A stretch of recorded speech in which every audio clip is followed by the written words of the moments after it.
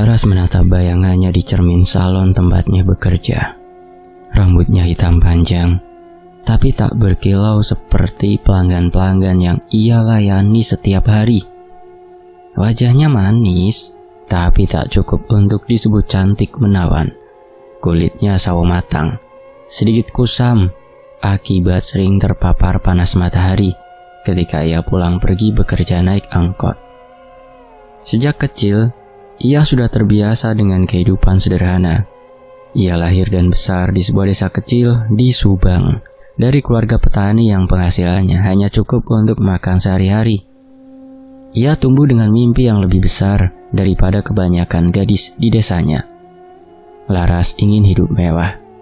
Ia ingin mengenakan pakaian mahal, duduk di restoran mahal, memakai perhiasan emas berkilau seperti para istri pejabat yang sering datang ke salonnya.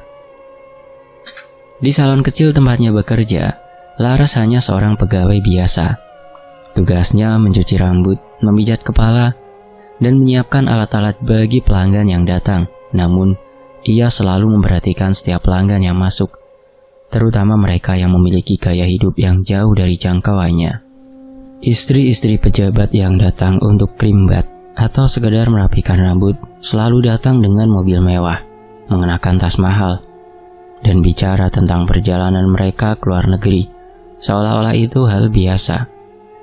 "Suami gue baru pulang dari Dubai, beliin tas baru," seorang perempuan setengah baya dengan rambut dicat pirang berkata sambil tertawa kecil. "Ah, suamiku lebih parah, Mbak. Minggu depan kita ke Eropa buat anniversary, biar gak bosan di rumah mulu," sahut pelanggan lain sambil merapikan kuku tangannya. Laras hanya bisa mendengarkan dan tersenyum, tetapi di dalam hatinya, ia dipenuhi dengan rasa iri yang membakar. Mengapa mereka bisa hidup seperti itu, sementara dirinya hanya bisa mengandalkan gaji kecil yang bahkan tak cukup untuk membeli baju bagus? Suatu hari, percakapan di salon membawanya ke satu nama yang menarik perhatiannya, Wiryawan. Kalian tahu nggak? Si Wiryawan itu sekarang punya simpanan baru lagi. Cewek muda, katanya dari Bandung. Ah, yang bener. Padahal yang kemarin baru dikasih mobil ya. Iya, tapi gimana ya? Wiryawan itu kan suka sama yang fresh. Kalau udah bosan, ya tinggal ganti. Laras menelan ludah. Ia tahu siapa Wiryawan. Seorang pejabat kaya dari Cirebon yang dikenal sering berganti-ganti perempuan. Lelaki itu memiliki bisnis besar, jaringan kuat, dan kekayaan yang seperti tak ada habisnya. Jika Laras bisa menjadi salah satu perempuan yang menarik perhatian Wiryawan, hidupnya pasti akan berubah. Namun, ia sadar akan satu hal. Ia bukan tipe perempuan yang bisa menarik perhatian pria seperti Wiryawan. Ia hanya gadis desa biasa, tanpa daya tarik istimewa. Tubuhnya kecil, wajahnya tidak terlalu menonjol, dan ia tak memiliki kulit sehalus perempuan-perempuan sosialita yang biasa mengelilingi pria seperti Wiryawan. Pikiran itu mengganggunya selama berhari-hari, hingga suatu sore, seorang pelanggan tua yang dikenal sering bicara tentang hal mistis datang ke salon. Perempuan itu, sebut saja Bu Mirah, adalah seorang langganan tetap yang suka berbagi gosip dan cerita tentang hal-hal klinik.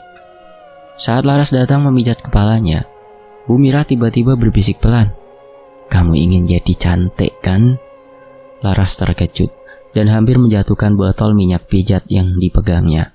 Ia menatap Bu Mirah melalui cermin, berusaha memahami maksudnya. "Maksud ibu?" tanyanya pelan. Bu Mirah tersenyum kecil, lalu berbisik lebih pelan, "Ada cara, kalau kamu benar-benar mau, tapi nggak semua orang berani." Jantung Laras berdebar. "Caranya gimana?" "Pakai susuk," jawab Bu Mirah dengan suara yang hampir tak terdengar. Laras merasa bulu kuduknya berdiri.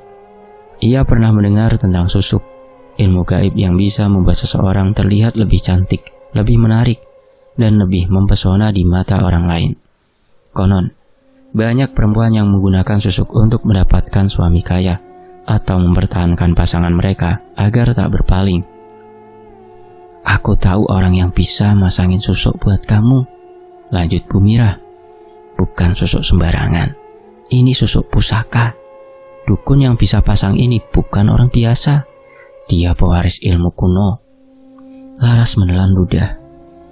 Ia pernah mendengar cerita-cerita buruk tentang susuk, bahwa jika tidak dilepas sebelum meninggal akan sulit mati, atau roh seseorang tidak akan bisa keluar dari tubuhnya, bahwa orang yang memakai susuk akan mengalami kesakitan luar biasa jika mencoba melepaskannya. Namun, bayangan kehidupan mewah terus menghantuinya di dunia ini. Ia membayangkan dirinya berjalan dengan percaya diri di pusat perbelanjaan mahal, mengenakan pakaian indah, memiliki seorang pria kaya raya yang akan memenuhi semua keinginannya. Tapi saya takut, ucapnya lirih. Bu Mira tertawa kecil. Takut?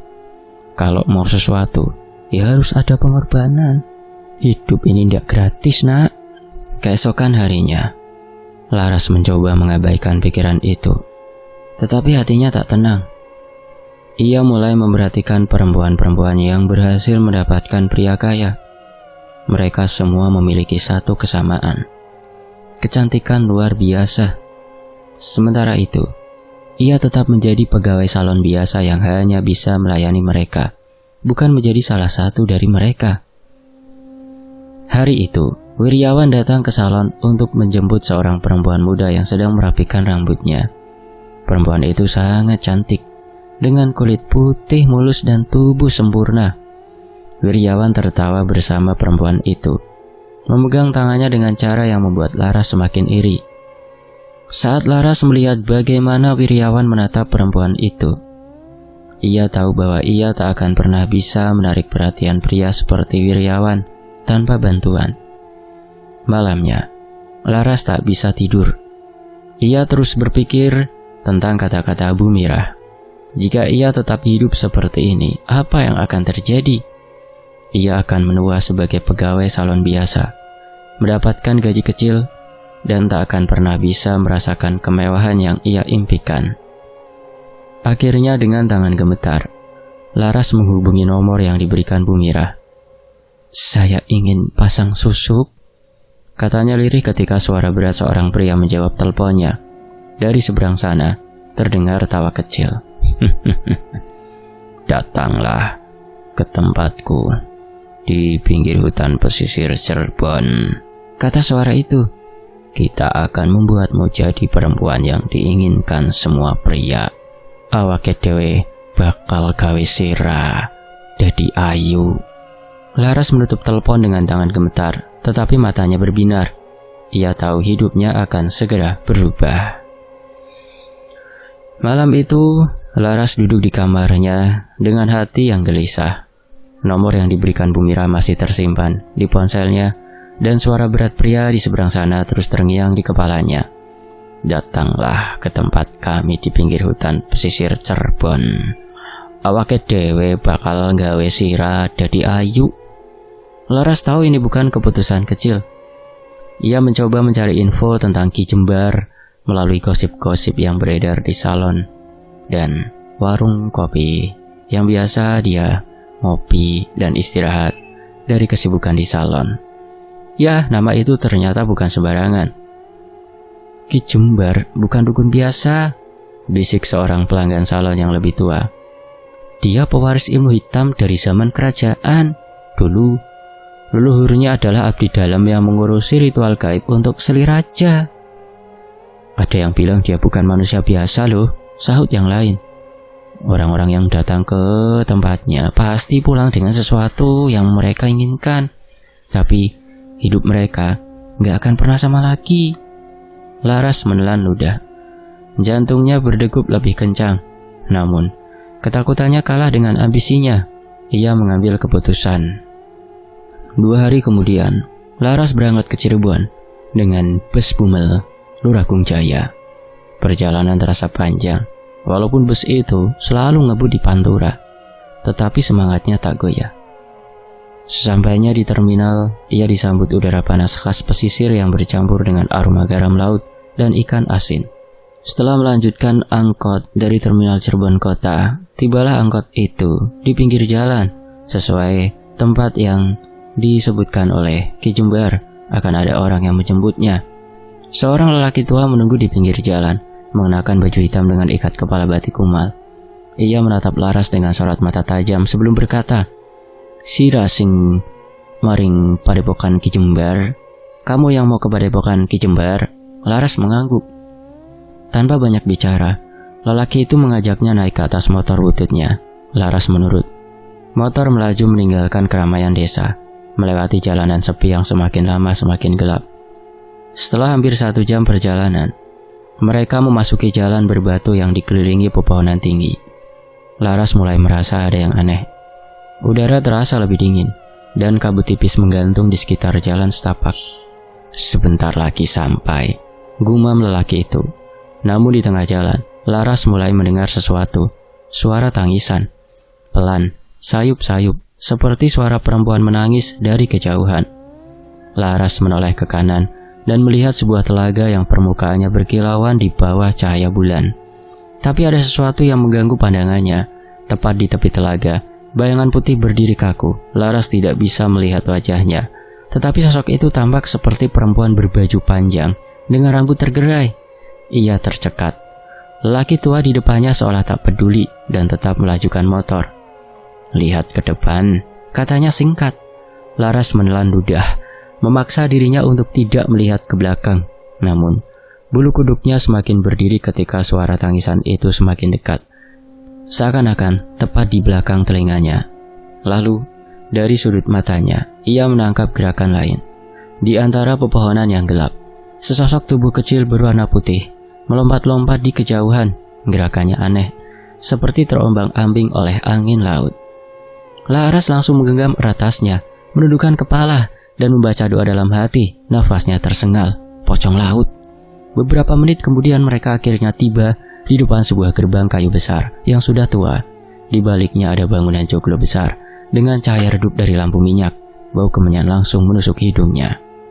"Laras," suara berat itu datang dari seorang pria tua berjubah hitam yang berdiri di ambang pintu. Laras menelan ludah, lalu mengangguk. "Kau sudah ditunggu," kata pria itu dengan senyum tipis. Tempat Ki Jembar dipenuhi asap dupa yang mengepul dari berbagai sudut ruangan. Laras merasa kepalanya sedikit pusing karena aroma yang begitu kuat. Ki Jembar duduk di kursi besar di tengah ruangan, mengenakan jubah hitam panjang dengan selendang kuning melilit lehernya. Rambutnya panjang dan sudah memutih sebagian, tetapi wajahnya tampak lebih muda dari usianya. "Kau ingin susu?" tanyanya langsung. Laras mengangguk. Ki Jembar menatapnya lama sebelum akhirnya berkata, "Susuk ini bukan sembarang susuk. Ini susuk pusaka, warisan dari zaman kerajaan." Laras tak menjawab, hanya menunggu. "Ini milik seorang seliraja yang dulu dikubur tanpa kepala karena kutukan." Darah Laras berhenti mengalir. Kutukan?" tanyanya, suaranya hampir bergetar. "Selir itu terlalu cantik. Ia menjadi kegilaan sang raja, membuat ratu murka, hingga akhirnya ia dibunuh dan dikutuk. Namun, kecantikannya tetap melekat pada susuknya. Susuk inilah yang akan kutanam di tubuhmu." Laras merasa tubuhnya bergetar, tetapi ia tetap mengangguk. Baginya yang terpenting adalah hasilnya. Ki Jembar menyeringai, lalu berdiri. "Kalau begitu, bersiaplah." 2 orang perempuan berjubah hitam muncul dari balik tirai, membawa sebuah baki perak dengan benda-benda kecil berkilauan di atasnya. Laras menyadari itu adalah sosok emas, kecil, tajam, dan memancarkan cahaya aneh di bawah cahaya lampu minyak. "Sosok ini akan ditanam di lidah, kening, dan payudaramu," kata Ki Jembar, "supaya kecantikanmu terpancar dari ucapan, wajah, dan bentuk kemolekan tubuhmu." Laras mengangguk lagi, kali ini dengan tangan yang menggenggam erat ujung bajunya. Ki Jembar mulai merapal mantra. Ruangan seketika terasa lebih dingin. Angin berhembus meskipun tak ada jendela yang terbuka. Lilin-lilin di sudut ruangan bergetar, seolah ditiup sesuatu yang tak terlihat. Salah satu perempuan berjubah hitam datang mendekat dengan kain putih. Ia menutup mata Laras dengan kain itu. Laras kini hanya bisa mendengar suara Ki Jembar yang terus menggumamkan mantra dalam bahasa yang tak ia pahami. Kemudian rasa sakit datang. Sebuah benda tajam menusuk lidahnya.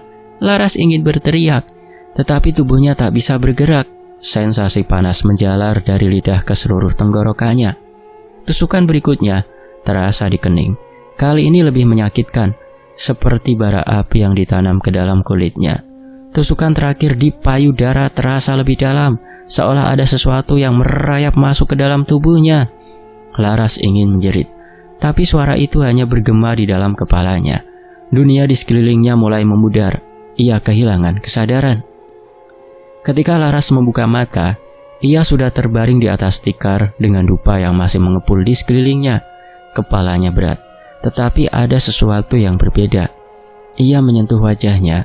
Kulitnya terasa lebih halus, bibirnya terasa lebih penuh, dan matanya lebih tajam saat melihat pantulan dirinya di cermin tua di sudut ruangan.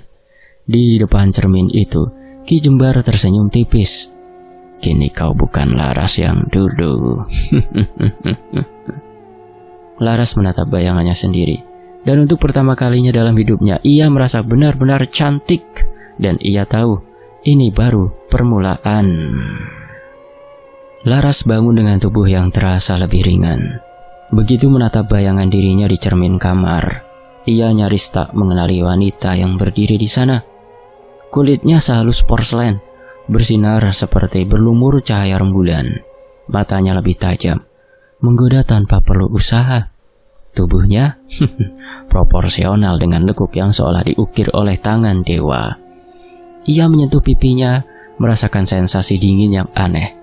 Ada sesuatu yang berbeda, sesuatu yang menguar dari dalam dirinya. Auranya lebih kuat, lebih memikat. Sejak ritual itu, dunianya berubah.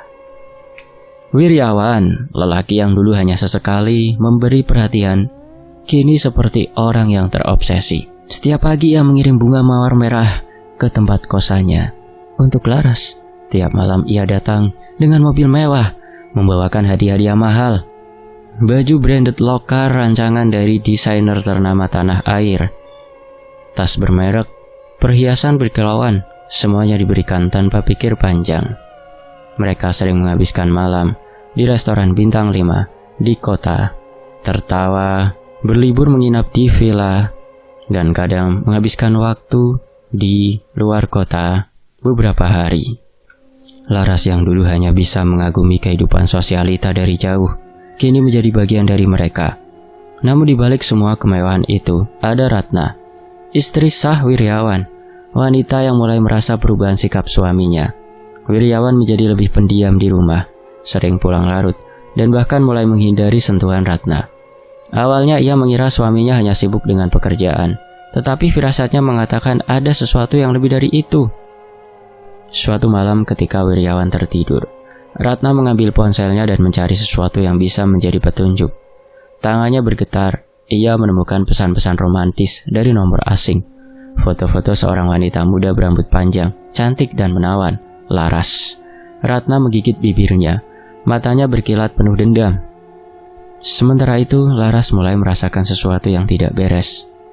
Mimpi-mimpi aneh mulai menghantuinya.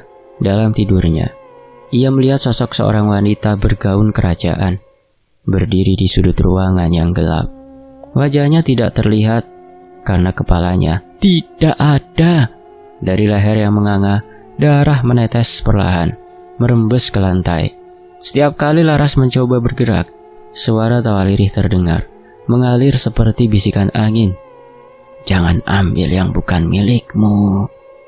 Laras terbangun dengan tubuh basah oleh keringat. Jantungnya berdegup kencang. Ia meraih cermin kecil di nakas, mencoba melihat wajahnya.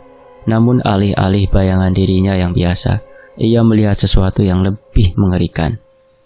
Bayangan di cermin itu tersenyum, meski Laras sama sekali tidak menggerakkan bibirnya. Wajahnya yang indah terlihat semakin pucat, seolah kehilangan warna. Dan saat ia mencoba mengalihkan pandangan, bayangan itu masih menatapnya, masih tersenyum dengan mata kosong. Seketika ia melempar cermin itu hingga pecah berkeping-keping. Aku hanya lelah, gumamnya meyakinkan diri sendiri. Tapi jauh di dalam hatinya, ia tahu ada sesuatu yang salah. Di luar semua itu, efek dari susuk yang ditanam Ki Jembar benar-benar luar biasa. Kemanapun Laras pergi, orang-orang menoleh. Pria-pria tidak bisa mengalihkan pandangan darinya. Dan wanita-wanita sosialita yang dulu menganggapnya tidak selevel, kini mengajaknya bergaul. Dalam waktu singkat, ia menjadi wanita paling dicari di lingkaran sosial kelas atas. Tapi ada sesuatu yang terus mengusiknya. Setiap kali ia bertemu seseorang dan berbicara, ia merasa tatapan mereka berubah. Mata mereka seolah berkabut sesaat sebelum akhirnya menuruti apapun yang Laras inginkan. Ia mulai menyadari bahwa bukan hanya kecantikannya yang berubah, tapi juga pengaruhnya terhadap orang-orang di sekitarnya. Wiryawan yang dulu berusaha menjaga hubungan mereka tetap rahasia, kini terang-terangan menghabiskan waktu lebih banyak dengannya, seolah Ratna sudah tidak lagi menjadi halangan. Namun kebahagiaan itu mulai retak saat Laras menyadari ada sesuatu yang mengintai dari kegelapan. Mimpi-mimpi itu semakin sering datang. Wanita tanpa kepala semakin dekat. Dan kini setiap kali Laras berkaca, ia tidak hanya melihat bayangan dirinya tersenyum sendiri, tapi juga melihat siluet wanita itu berdiri di belakangnya, menunggu, mendekat, bersiap mengambil sesuatu darinya. Tahun-tahun berlalu, dan kehidupan Laras tetap mewah. Wiryawan masih tergila-gila padanya, bahkan semakin terobsesi. Ia tidak lagi menyembunyikan hubungan mereka dari siapapun, termasuk Ratna, sang istri sah. Akhirnya memilih pergi, meninggalkan rumah megahnya dengan hati hancur. Laras pun kini menguasai segalanya. Namun, kebahagiaan itu tidak bertahan lama. Semua dimulai dengan kelelahan yang tidak biasa. Awalnya Laras mengira ini hanya efek dari gaya hidupnya yang penuh pesta dan perjalanan keluar kota. Namun seiring waktu, tubuhnya mulai terasa berat. Langkahnya tidak lagi ringan seperti dulu. Ia sering terbangun dengan tubuh nyeri, seolah-olah ada sesuatu yang menghisap energinya perlahan. Lalu, suatu malam, ia terbangun dengan sensasi gatal yang luar biasa di wajahnya. Setengah mengantuk, ia menggaruk pipinya tanpa berpikir. Tapi ketika ia melihat tangannya, darah mengotori ujung jarinya. Jantungnya berdegup kencang. Dengan nafas memburu, ia bangkit dari tempat tidur dan berlari ke kamar mandi. Begitu cermin besar di hadapannya menangkap refleksinya, ia terhuyung mundur. Ada sesuatu yang salah. Kulitnya mulus dan bercahaya selama bertahun-tahun. Kini terlihat sedikit mengelupas di pipi, memperlihatkan lapisan bawah yang tampak lebih gelap dan kasar. Laras menelan ludah. Ia mencoba meraba wajahnya dengan gemetar, berharap ini hanya ilusi atau efek pencahayaan. Tapi tidak.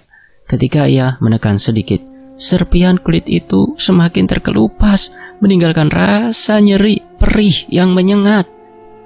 Ini tidak mungkin, bisiknya ketakutan. Keesokan harinya, ia menutupi cacat di wajahnya dengan riasan tebal. Foundation dan konselir terbaik ia gunakan untuk menyembunyikan ketidaksempurnaan yang baru muncul. Tapi anehnya, riasan itu tidak menempel sempurna, seolah-olah kulitnya menolak ditutupi. Semakin hari masalahnya semakin parah. Bukan hanya wajahnya, tapi tubuhnya mulai mengeluarkan aroma aneh. Awalnya samar, seperti bau tanah basah yang tertinggal terlalu lama. Namun, semakin ia mencoba menutupinya dengan parfum mahal dan mandi berkali-kali, bau itu justru semakin kuat. Aroma busuk, aroma seperti daging membusuk. Di puncak ketakutannya, Laras kembali mengalami mimpi buruk. Ia berada di dalam ruangan gelap, terperangkap di antara dinding-dinding batu berlumut. Dalam keheningan yang mencekam, suara langkah berat terdengar mendekat. Ketika ia menoleh, seorang wanita tanpa kepala berdiri di hadapannya. Gaun putihnya dipenuhi noda darah menghitam, dan dari leher yang terpenggal, darah menetes perlahan ke lantai. Laras ingin berteriak, tapi tubuhnya membeku. Wanita itu mengangkat tangannya, menunjukkan sesuatu yang membuat nafas Laras tersengal. Kepalanya sendiri. Namun wajah di kepala itu bukan milik wanita kerajaan. Itu wajahnya. Dengan mata kosong dan bibir membiru, kepala itu tersenyum kepadanya. Kau mengambil yang bukan milikmu. Laras terbangun dengan jeritan tertahan. Keringat membanjiri tubuhnya. Ia menyentuh wajahnya dengan panik, memastikan semuanya masih ada di tempatnya. Tapi ketika ia menatap cermin di kamarnya, ia melihat sesuatu yang lebih buruk. Bayangannya tidak mengikuti gerakannya. Sosok dalam cermin itu hanya berdiri diam, menatapnya dengan tatapan kosong, lalu tersenyum, meskipun Laras sama sekali tidak menggerakkan bibirnya. Cermin itu pecah ketika ia melemparkan vas bunga ke arahnya. Kengerian ini tidak bisa dibiarkan berlarut-larut. Dengan sisa tenaga dan keberanian yang ia miliki, Laras memutuskan untuk mencari Ki Jembar. Ia harus tahu apa yang terjadi dengannya. Perjalanan menuju ke tempat Ki Jembar terasa lebih berat daripada sebelumnya. Kali ini bukan hanya suasana hutan pesisir yang mencekam, tetapi juga perasaan bahwa sesuatu sedang mengikutinya. Ia merasakan tatapan dari balik pepohonan, langkah-langkah halus yang mengiringi setiap jejaknya. Beberapa kali ia mendengar suara gemerisik dari semak-semak di tepi jalan, tetapi setiap kali ia menoleh, tidak ada siapa-siapa. Namun, yang paling membuatnya takut adalah suara bisikan. Suara itu terdengar lembut, hampir tidak terdengar, tapi semakin lama semakin jelas. Suara yang sama di mimpinya. Langkahnya semakin cepat, hampir berlari menuju ke tempat Ki Jembar. Tapi saat ia tiba, sesuatu yang jauh lebih buruk menunggunya. Tempat itu kosong. Tidak ada tanda-tanda kehidupan. Tidak ada Ki Jembar. Tidak ada murid-muridnya. Tidak ada suara ritual yang dulu selalu terdengar. Yang tersisa hanyalah sisa-sisa pembakaran dupa hitam, abu yang berserakan di lantai, dan kain putih yang menguning menggantung di tiang-tiang kayu. Laras merasa tubuhnya melemas.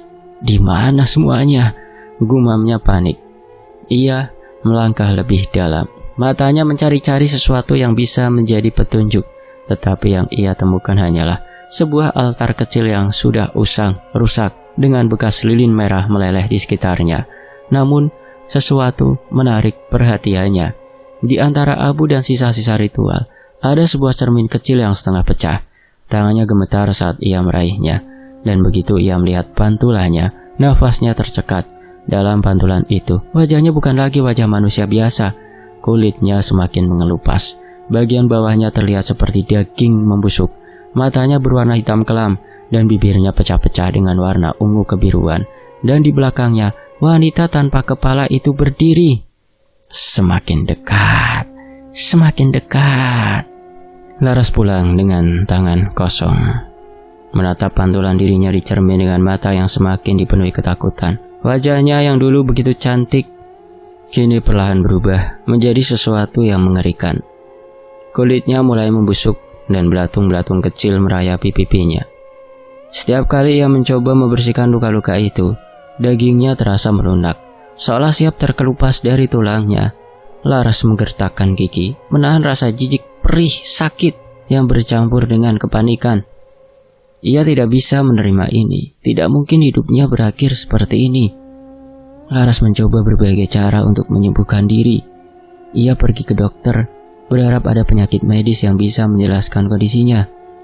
Namun, dokter hanya menggeleng dan menyarankan tes lebih lanjut. Laras tahu itu sia-sia. Ini bukan penyakit biasa. Ini akibat dari sesuatu yang lain, sesuatu yang lebih gelap dan berbahaya. Setelah dokter tidak bisa memberinya jawaban, Laras mencari tabib dan orang pintar di berbagai pelosok kota. Namun setiap kali ia datang dengan harapan, jawaban mereka selalu sama, penolakan.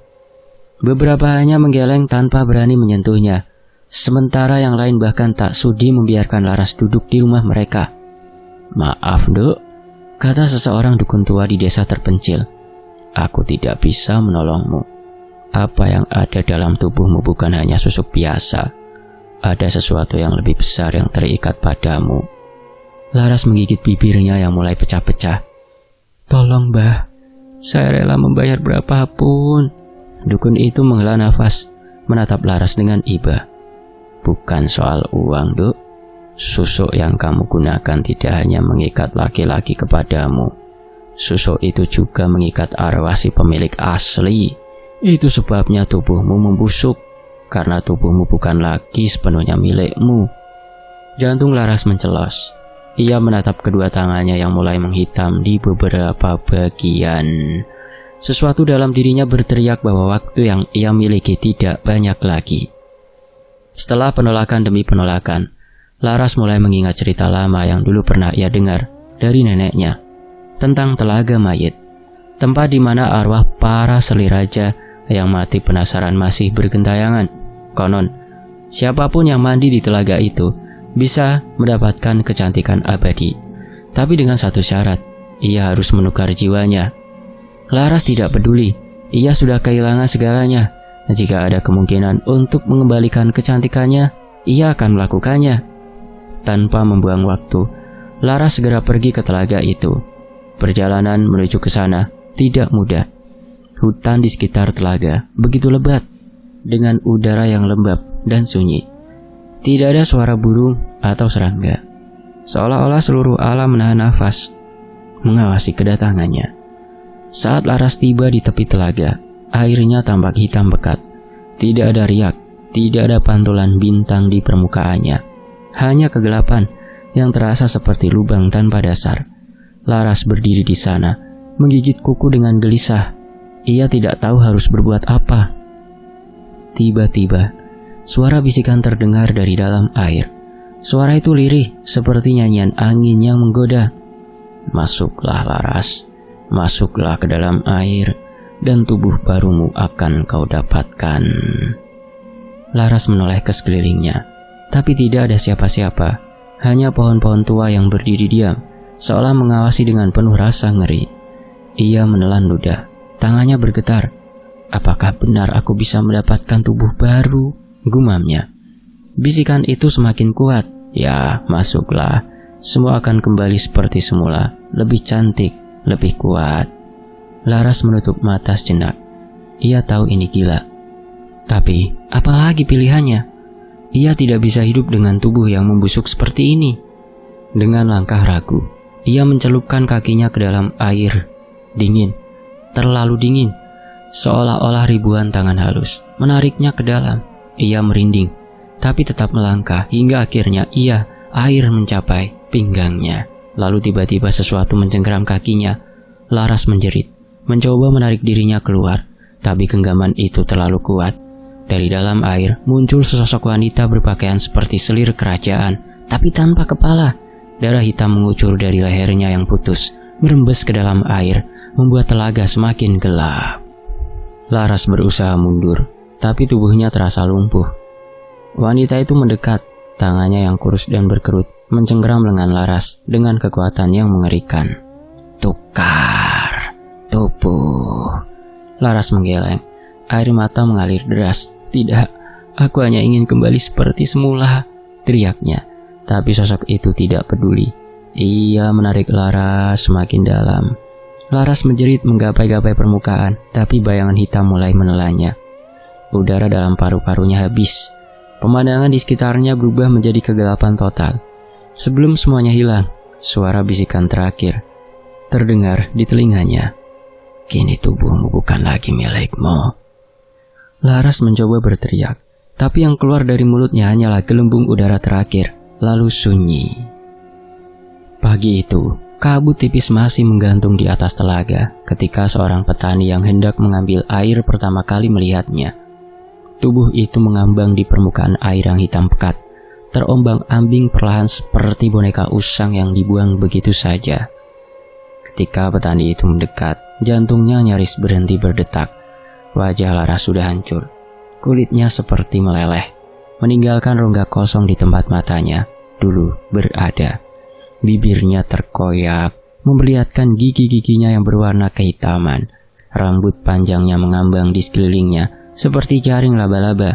Pakaiannya lusuh, penuh lumpur dan lumut yang menempel di tubuhnya.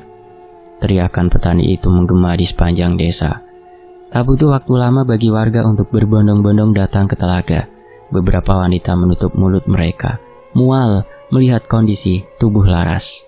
Para lelaki hanya berdiri terpaku. Beberapa mundur perlahan dengan wajah pucat. Tak lama kemudian, pihak berwajib datang dan segera memasang garis kuning di sekitar area telaga. Seorang petugas dengan sarung tangan lateks berusaha menarik tubuh Laras ke tepian, tapi anehnya, daging di tubuhnya mulai terlepas, seperti kain lap yang terlalu lama direndam air. Kondisinya sepertinya sudah berhari-hari mati di dalam air, gumam salah satu polisi. Tapi dia baru menghilang tadi malam, sahut warga dengan suara bergetar. Pihak berwajib akhirnya menetapkan kematian Laras sebagai bunuh diri. Tidak ada tanda-tanda kekerasan, tidak ada jejak kaki selain miliknya sendiri di sekitar telaga. Namun, warga desa tahu lebih dari itu. Mereka percaya bahwa selir raja yang gentayangan di telaga itu telah mengambilnya, menghisap kecantikannya, mengoyak tubuhnya, dan menjadikannya korban berikutnya. Namun tragedi ini tidak berakhir dengan kematian Laras. Justru inilah awal dari sesuatu yang lebih mengerikan. Di lain sisi, Wiryawan mulai mengalami teror. Malam itu ia duduk di ruang kerja, menatap botol whisky yang hampir kosong di hadapannya. Pikirannya penuh dengan penyesalan. Ia kehilangan segalanya, istri sahnya, Ratna, dan kini Laras. Meski ia tahu hubungannya dengan Laras sudah berakhir dengan cara yang mengerikan, ada bagian dalam dirinya yang masih merindukan wanita itu. Tapi yang paling mengganggunya adalah rasa bersalah.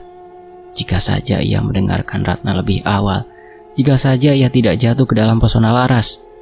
Hembusan angin dingin tiba-tiba berdesir melewati ruangan. Wiryawan bergidik, merasakan bulu kuduknya berdiri. Tuk tuk tuk, suara ketukan terdengar dari jendela. Jantungnya berdetak lebih cepat. Perlahan ia menoleh, dan di sana, di balik kaca, Laras berdiri. Wajahnya bukan lagi seperti yang diingat Wiryawan. Setengahnya sudah menjadi tengkorak, matanya yang kosong menatapnya. Mulutnya tersenyum lebar, terlalu lebar hingga hampir mencapai telinganya. Belatung kecil merayapi pipinya yang membusuk. "Mas Wiryawan," suara itu berdesir seperti angin yang menusuk ke dalam tulangnya. Pria itu tersentak mundur, kursinya terjungkal ke lantai. Ia ingin berteriak, tapi suaranya tercekat di tenggorokan. Matanya tidak bisa lepas dari sosok di luar jendela. Kemudian dengan gerakan lambat dan menyeramkan, Laras mengangkat tangannya dan mengetukkan jarinya ke kaca. Tuk tuk tuk. Wiryawan menutup matanya, menggigit bibirnya hingga berdarah. Ia berharap ini hanya halusinasi, tapi ketika ia membuka matanya lagi, Laras sudah ada di dalam kamar. Dan dalam hitungan detik, menghilang.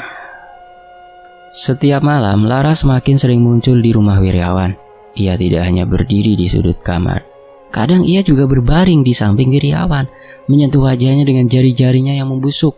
Kadang ia berbisik di telinganya, memanggil namanya dengan suara yang penuh kebencian. Kadang ia duduk di ujung tempat tidur, tersenyum lebar sambil memegang sesuatu di tangannya. Sepotong daging busuk yang ia ambil dari tubuhnya sendiri. Wiryawan mulai kehilangan akal sehatnya. Ia mengurung diri di rumah. Berat badannya turun drastis, matanya selalu merah karena kurang tidur. Dan puncaknya terjadi pada malam itu saat Wiryawan menyalakan lampu. Ia melihat sesuatu di cermin kamar tidurnya. Bukan bayangannya sendiri, tapi Laras.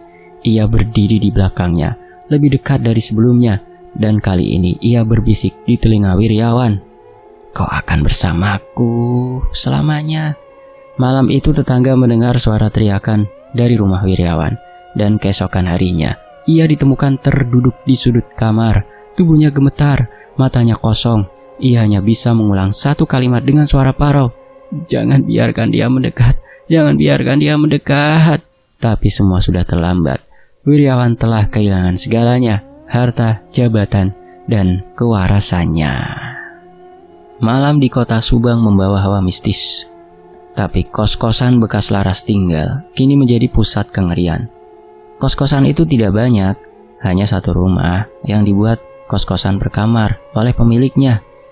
Meski sudah berbulan-bulan berlalu, tak ada satupun yang berani mendekat setelah kejadian-kejadian aneh yang terus terjadi. Penghuni kamar kos di tempat Laras tinggal itu satu persatu pergi, dan setelahnya rumah kos-kosan itu tidak laku. Suatu hari seorang pria bernama Anton, seorang pengusaha properti, tertarik membeli rumah itu dengan harga murah. Baginya semua cerita tentang Laras hanyalah mitos untuk menakut-nakuti orang. Dengan keyakinan penuh, ia mengajak timnya merenovasi rumah tersebut setelah berhasil membelinya. Namun sejak hari pertama renov, keanehan mulai terjadi. Para pekerja melaporkan peralatan yang berpindah sendiri, suara langkah kaki dari lantai atas saat tidak ada siapa-siapa, serta cermin di kamar Laras yang tiba-tiba pecah tanpa sebab. Salah satu pekerja bahkan melihat bayangan seorang perempuan duduk di tepi ranjang, menyisir rambutnya sambil menangis. Anton tak menggubris semua itu. Ia bersikeras melanjutkan renov. Namun di malam keempat semuanya berubah. Malam itu Anton memutuskan menginap di rumah tersebut demi membuktikan bahwa semua cerita itu hanyalah omong kosong. Ia duduk di ruang tamu dengan sebotol minuman keras, menertawakan ketakutan para pekerjanya. Saat jarum jam menunjukkan pukul 12 malam, udara di dalam rumah mendadak menjadi sangat dingin. Lampu mulai berkedip-kedip sebelum akhirnya padam. Anton menggerutu, menyalakan instalasi listrik yang mungkin belum diperbaiki. Namun dari arah belakang, dapur, terdengar suara langkah kaki pelan. Pelan tapi pasti, seperti seseorang yang berjalan mendekat. Anton mengambil senter dan menaiki tangga dengan hati-hati. Di ujung lorong, ia melihat sesuatu yang membuat darahnya membeku. Bayangan perempuan berdiri di depan cermin kamar Laras.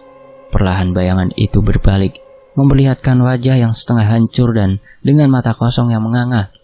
Anton berteriak dan mundur terbirit-birit, tapi ketika tubuhnya terasa kaku, suara bisikan lirih terdengar dari segala penjuru ruangan. Dia tidak ingin pergi, dia mencari tubuh baru. Anton berusaha berlari, tapi entah bagaimana ia merasa kakinya tertahan. Ketika ia melihat ke bawah, tangan-tangan hitam mencengkram kakinya dari lantai, menariknya ke dalam kegelapan. Esok paginya, Anton ditemukan tergeletak di depan rumah. Tubuhnya lemas, masih bernyawa, dan matanya kosong. Ia tak bisa berbicara, hanya terduduk gemetar dengan tatapan kosong. Kabar ini menyebar, dan rumah kos-kosan bekas Laras tinggal kembali dikosongkan. Selesai. Demikianlah sebuah kisah, semoga menjadi hiburan saja ya. Anggap saja ini hiburan. Mohon maaf kalau ada salah satu nama daerah yang disebutkan. Itu hanya untuk memperkuat ceritanya saja ya teman-teman. Sampai jumpa di kisah lainnya, tetap di Tony FS. Wassalamualaikum warahmatullahi wabarakatuh. Sampai jumpa di kisah misteri lainnya, tetap di Tony FS.